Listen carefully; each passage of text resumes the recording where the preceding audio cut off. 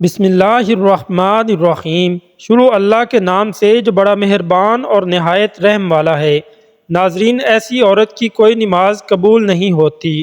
پیارے دوستو، وہ کون سی عورتیں ہیں کہ جن کی کوئی بھی نماز قبول نہیں ہوتی؟ ایک مرتبہ حمید رضی اللہ تعالی عنہ رسول اللہ صلی اللہ علیہ وسلم کے پاس آئیں اور کہتی ہیں، یا رسول اللہ صلی اللہ علیہ وسلم، میرا جی چاہتا ہے کہ میں آپ کے ساتھ نماز پڑھوں۔ سوچیں، اس سے بڑی کوئی تمنا یا اس سے بڑی کوئی خواہش ہو سکتی ہے؟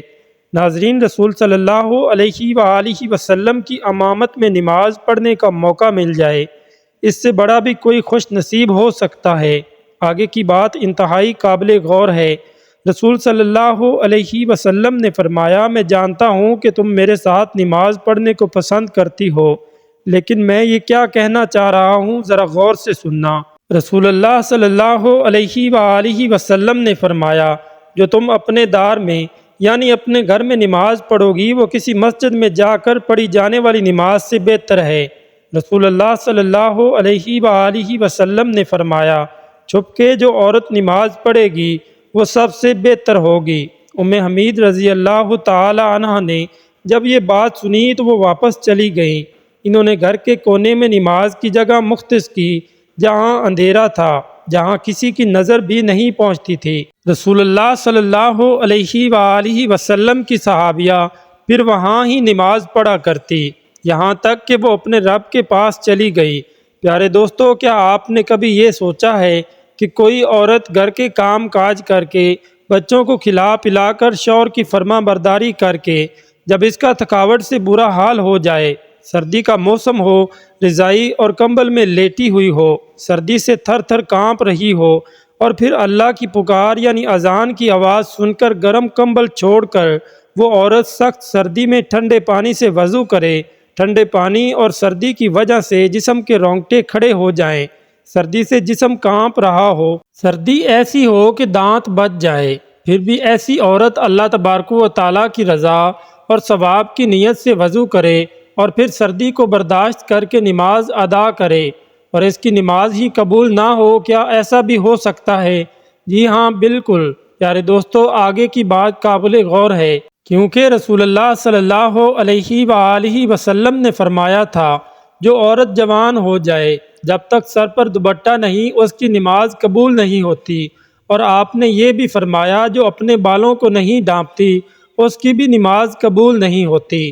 رسول اللہ صلی اللہ علیہ وآلہ وسلم نے فرما دیا کہ اگر کوئی عورت خوشبو لگا کر مسجد میں جاتی ہے اور اس کی خوشبو دور تک پہنچ جاتی ہے تو جب تک یہ عورت غسل نہیں کر لیتی اس کی نماز قبول نہیں ہوتی۔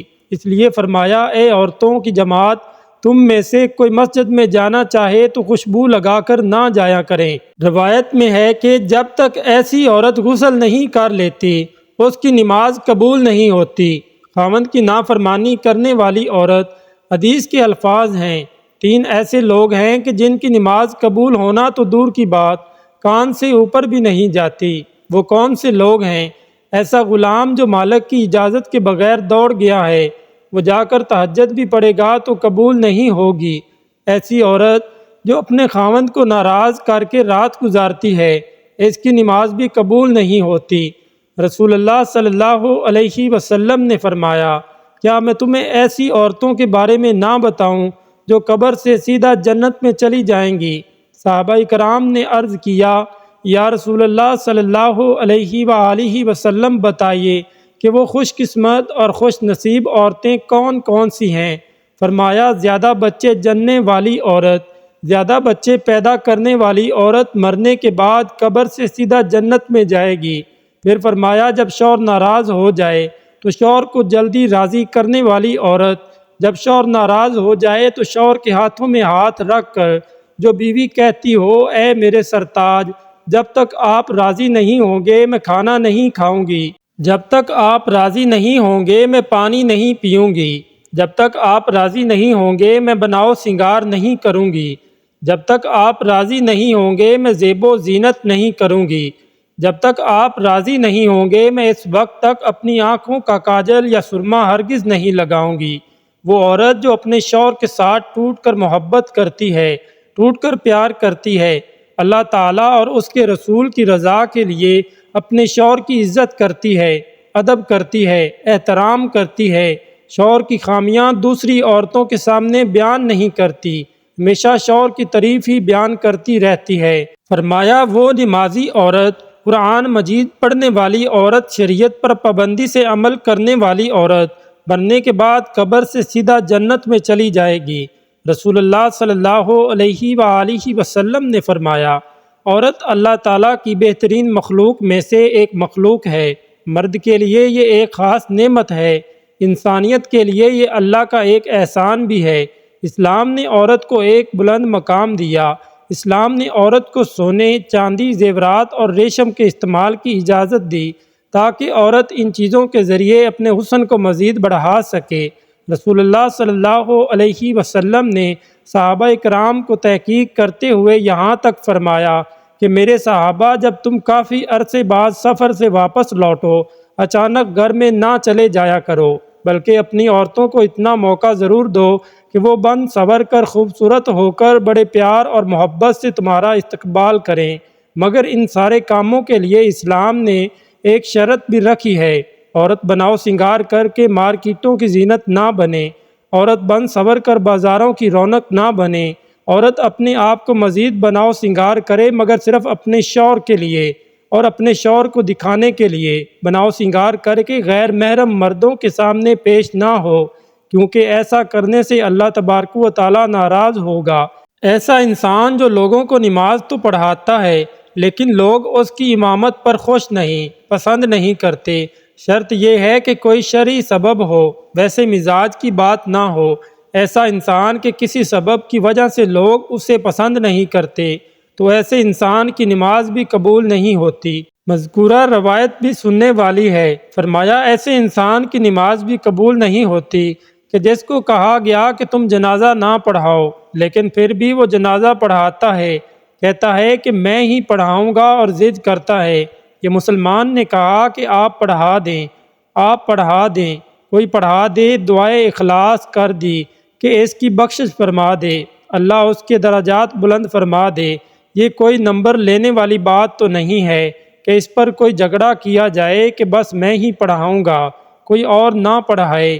کسی عام مسلمان جو کلمہ گو ہے، عقیدے والا ہے، اس کے پیچھے ہم سب کی نماز ہو جاتی ہے، کوئی حرج نہیں۔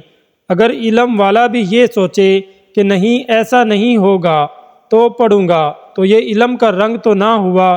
علم کا رنگ تو یہ ہے کہ یہ میرا بھائی پڑھائے گا، میں اس کے پیچھے پڑھوں گا، میرا یہ پیارا بھائی پڑھائے گا، یہ بھی مسلمان ہے، میں اس کے پیچھے بھی پڑھوں گا۔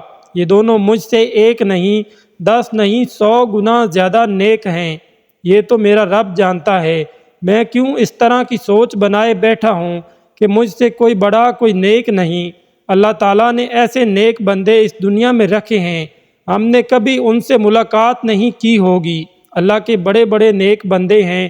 امام باغی کہا کرتے تھے کہ تقویٰ کی تعریفیں تو لوگ بہت کرتے ہیں، تقویٰ یہ بھی ہے کہ اس وقت تک انسان صحیح متقی نہیں بنتا جب تک دوسروں کو اپنے سے اچھا نہیں سمجھتا۔ ایسا تقویٰ بھی ہمیں نصیب فرمائے۔ اللہ پاک ہم سب مسلمانوں کو حضور صلی اللہ علیہ وآلہ وسلم کی تعلیمات پر عمل کرنے کی توفیق عطا فرمائے، آمین۔ ناظرین، کمنٹ سیکشن میں اللہ تعالیٰ کے 99 ناموں میں سے ایک نام ضرور ٹائپ کر دیں۔ ویڈیو پسند آنے پر ہماری ویڈیو کو لائک کر دیں اور دوستوں کے ساتھ شیئر ضرور کریں، اور اگر آپ نے ابھی تک ہمارے چینل کو سبسکرائب نہیں کیا ہے تو ابھی ہمارے چینل کو سبسکرائب کر دیں۔ جزاک اللہ۔